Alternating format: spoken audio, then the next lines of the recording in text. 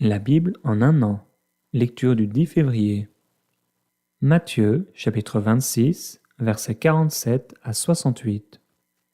Comme il parlait encore, voici, Judas, l'un des 12, arriva, et avec lui une foule nombreuse, armée d'épées et de bâtons, envoyée par les principaux sacrificateurs et par les anciens du peuple. Celui qui le livrait leur avait donné ce signe, « Celui que je baiserai, c'est lui, saisissez-le. » Aussitôt s'approchant de Jésus, il dit, « Salut, Rabbi !» et il le baisa. Jésus lui dit, « Mon ami, ce que tu es venu faire, fais-le. » Alors ces gens s'avancèrent, mirent la main sur Jésus et le saisirent. Et voici, un de ceux qui étaient avec Jésus étendit la main et tira son épée. Il frappa le serviteur du souverain sacrificateur et lui emporta l'oreille. Alors Jésus lui dit, « Remets ton épée à sa place, car tous ceux qui prendront l'épée périront par l'épée. Penses-tu que je ne puisse pas invoquer mon Père, qui me donnerait à l'instant plus de 12 légions d'anges? Comment donc s'accompliraient les Écritures d'après lesquelles il doit en être ainsi ?» En ce moment, Jésus dit à la foule, « Vous êtes venus comme après un brigand, avec des épées et des bâtons, pour vous emparer de moi. J'étais tous les jours parmi vous, vous enseignant dans le temple, et vous ne m'avez pas saisi. Mais tout cela est arrivé afin que les écrits des prophètes fussent accomplis. » Alors tous les disciples l'abandonnèrent et prirent la fuite. Ceux qui avaient saisi Jésus l'emmenèrent chez le souverain sacrificateur Caïphe, où les scribes et les anciens étaient assemblés. Pierre le suivit de loin jusqu'à la cour du souverain sacrificateur. Il entra et s'assit avec les serviteurs pour voir comment cela se finirait. Les principaux sacrificateurs et tout le Sanhédrin cherchaient quelques faux témoignages contre Jésus, suffisants pour le faire mourir. Mais ils n'en trouvèrent point, quoique plusieurs faux témoins se fussent présentés. Enfin, il en vint deux qui dirent, « Celui-ci a dit, je puis détruire le temple de Dieu et le rebâtir en 3 jours. » Le souverain sacrificateur se leva et lui dit, « Ne réponds-tu rien? Qu'est-ce que ces hommes déposent contre toi? » Jésus garda le silence. Et le souverain sacrificateur, prenant la parole, lui dit, « Je t'adjure, par le Dieu vivant, de nous dire si tu es le Christ, le Fils de Dieu. » Jésus lui répondit, « Tu l'as dit. De plus, je vous déclare, vous verrez désormais le Fils de l'homme, assis à la droite de la puissance de Dieu et venant sur les nuées du ciel. » Alors le souverain sacrificateur déchira ses vêtements, disant, « Il a blasphémé. Qu'avons-nous encore besoin de témoins? Voici, vous venez d'entendre son blasphème. Que vous en semble ?» Ils répondirent, « Il mérite la mort. » Là-dessus, ils lui crachèrent au visage et lui donnèrent des coups de poing, des soufflets en disant, « Christ, prophétise, dis-nous qui t'a frappé. » Exode, chapitre 30, versets 11 à 38. L'Éternel parla à Moïse et dit, « Lorsque tu feras le relevé des Israélites pour les dénombrer, chacun d'eux donnera à l'Éternel une rançon pour sa personne lors du dénombrement. De la sorte, lors de ce dénombrement, il n'y aura pas de plaie parmi eux. Voici ce que donneront tous ceux qui seront compris dans le dénombrement. Un demi-cycle selon le cycle du sanctuaire, qui est de 20 guéras. Un demi-cycle sera prélevé pour l'Éternel. Quiconque sera compris dans le dénombrement depuis l'âge de 20 ans et au-dessus donnera l'offrande prélevée pour l'Éternel. Le riche ne paiera pas plus et le pauvre ne paiera pas moins d'un demi-cycle pour l'offrande prélevée pour l'Éternel, afin de racheter leur personne. Tu recevras des Israélites l'argent de la rançon et tu l'emploieras au travail de la tente de la rencontre. Ce sera pour les fils d'Israël un souvenir devant l'Éternel pour la rançon de leur personne. L'Éternel parla à Moïse et dit, « Tu feras une cuve de bronze, avec sa base de bronze pour les ablutions. Tu la mettras entre la tente de la rencontre et l'autel, Tu y mettras de l'eau, avec laquelle Aaron et ses fils se laveront les mains et les pieds. Lorsqu'ils entreront dans la tente de la rencontre, ils se laveront avec cette eau, afin qu'ils ne meurent pas. Et aussi, lorsqu'ils s'approcheront de l'autel pour faire le service et pour brûler des sacrifices consumés par le feu pour l'Éternel. Ils se laveront les mains et les pieds, afin qu'ils ne meurent pas. Ce sera une prescription perpétuelle pour lui et pour sa descendance dans chaque génération.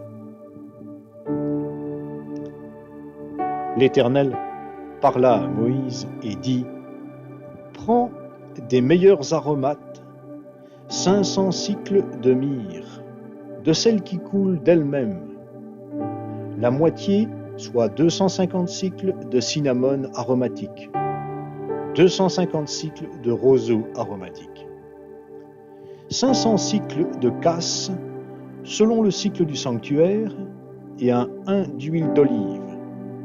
Tu feras avec cela une huile pour l'onction sainte, composition de parfum selon l'art du parfumeur.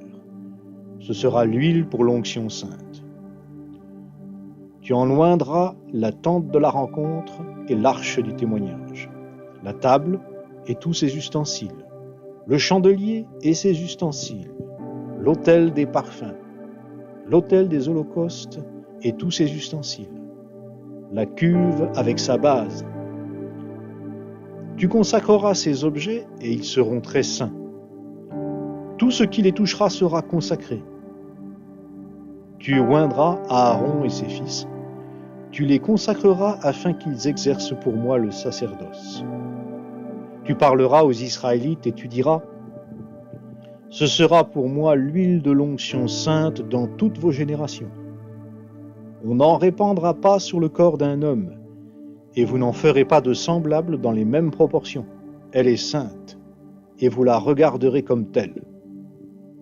Quiconque en composera de semblable ou en mettra sur un étranger sera retranché de son peuple. L'Éternel dit à Moïse : Prends des aromates, du stacté, de l'onis, du galbanum, des aromates et de l'encens raffiné en partie égale. Tu feras avec cela un parfum à brûler, composé selon l'art du parfumeur. Il sera salé, pur et saint. Tu le réduiras en poudre et tu le mettras devant le témoignage, dans la tente de la rencontre, où je te rencontrerai. Ce sera pour vous une chose très sainte. Quant au parfum que tu feras, vous n'en ferez pas dans les mêmes proportions pour votre usage.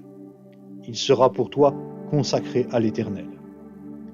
Quiconque en fera de semblable pour en sentir le parfum sera retranché de son peuple.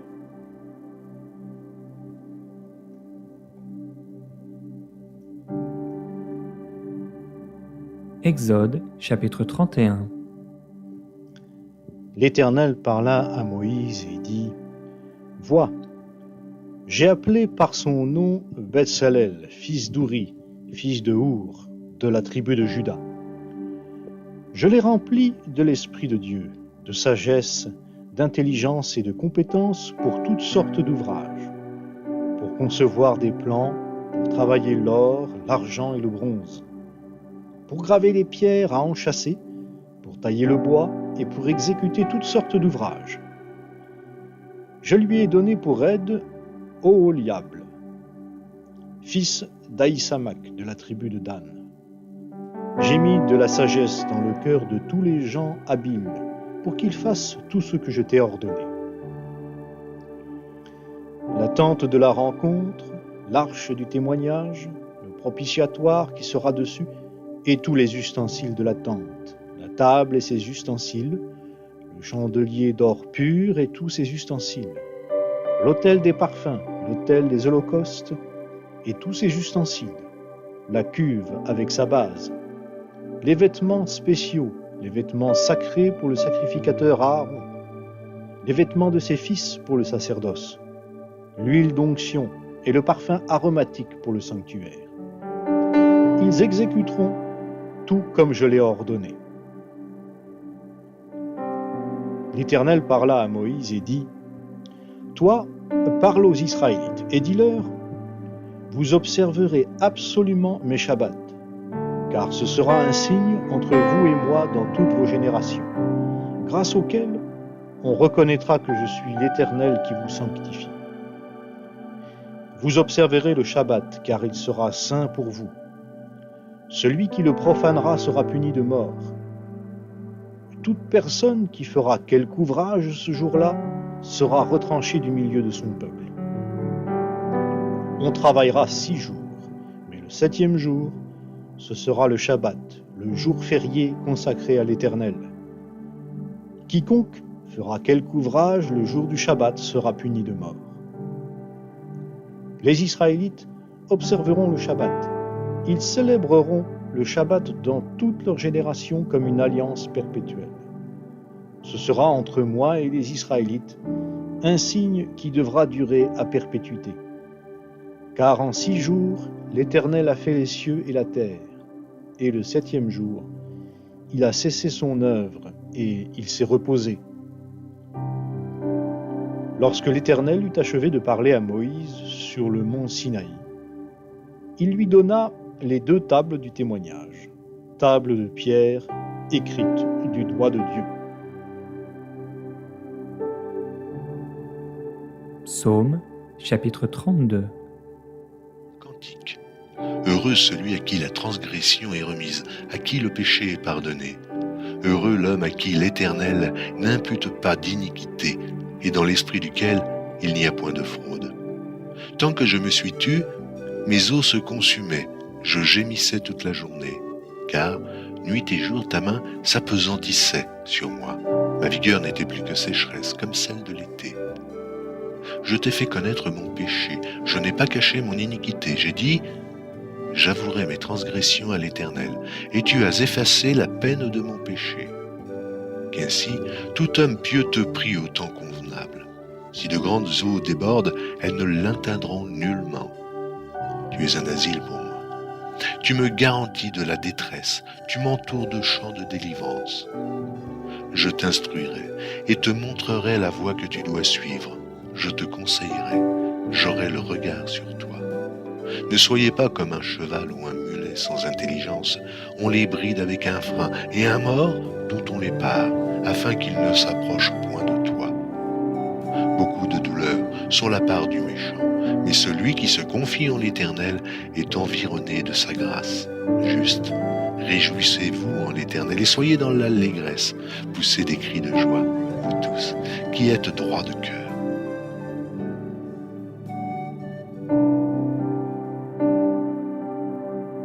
Proverbes, chapitre 8, versets 27 à 32. Lorsqu'il disposa les cieux, j'étais là. Lorsqu'il plaça un cercle à la surface de l'abîme, lorsqu'il fixa les nuages en haut et que les sources de l'abîme jaillirent avec force, lorsqu'il donna une limite à la mer pour que les eaux n'en franchissent pas les bords, lorsqu'il posa les fondements de la terre, j'étais à l'œuvre auprès de lui. Et je faisais tous les jours ses délices, jouant sans cesse en sa présence, jouant sur le globe de sa terre et trouvant mon bonheur parmi les fils de l'homme. Et maintenant, mes fils, écoutez-moi. Et heureux ceux qui observent mes voies.